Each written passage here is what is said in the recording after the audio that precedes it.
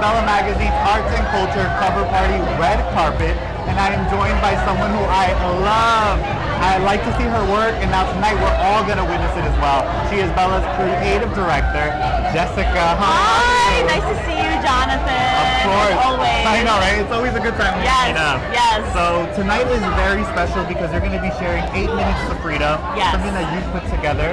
Tell me about how that feeling is to share it tonight with everyone. Yeah, well, it's amazing because I had to release the film in the height of the pandemic, and it was something I had to do virtually for a long time. And to have it in a place where people could see it in person and I could interact with them and speak and have discussions is such a gift. I'm just so grateful, and I'm so grateful for Bella to give the opportunity for everyone to enjoy the film. Of course, and now you mentioned that right there, that the pandemic forced you to kind of like rework what you envisioned the first time of how this was going to release. Yes. So talk to us a little bit about how that came about. What was the rework process like? How did you cope with all of it? Right, so it was actually supposed to be an art exhibit in person when I first thought of the project, and because of the pandemic all the galleries were closed and I had to reimagine how I was going to present this work to the world. So amazingly, I created this film slowly throughout the year, throughout the seasons.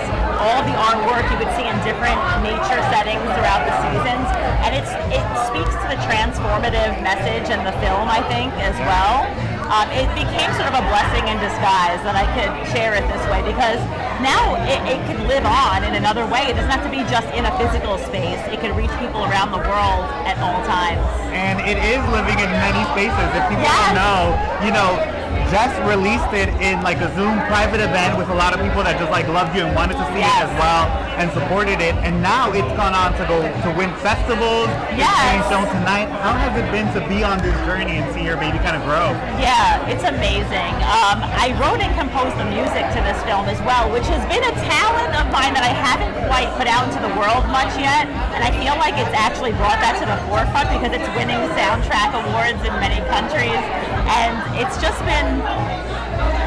validating to have it out in the world and have people who appreciate art and film say, you know what, we see you, and the point of this film is to reach people, to help them and to inspire them. And I just want people to feel like they could do whatever they set their heart to, and my purpose is to uplift with my art. I just want it to make the world a more beautiful, positive place. So I feel like the more people who could see it, the more people who spread it around, like the film festivals, it's just so fulfilling, and I'm just, again, so grateful. It's just wonderful. And something that you said right there, you want people to know that like we see you, and I want to let you know we see you and your work, and everyone, when you receive your print issue, you see her work as well. Yes. So like for this issue, I wanted to ask you, our arts and culture, was there something that stood out to you or you really wanted to implement when you were working on this issue?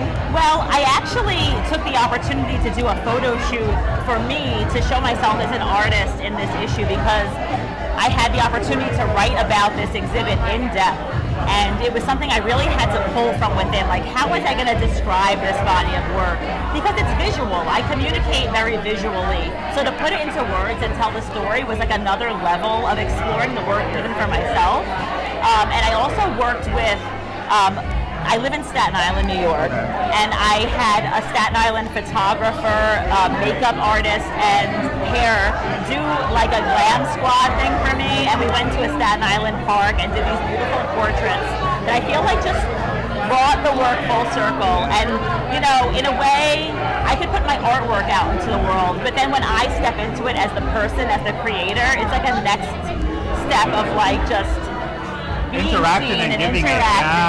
And it plays into the whole concept of having the courage to create whatever your message is, whatever your experience is. Take that courage and just do it, because the world needs it. I found that the more people I speak to about what I created, they say, thank you for having the courage to put this out there. And I feel the same about everyone. I hope it inspires everyone to have the courage to tell their story, because I think we're all more alike than we realize. We think we have so many differences, and yes, differences make the world a beautiful place, but also our human experience is we experience a lot of the same things, and I think when you realize other people are experiencing that as well, it feels comfort in your soul. You're like, I'm not alone. You know, 100%, yes. yeah. So. And I just want to say with that as well, Jessica, thank you so much for sharing your art with all of us.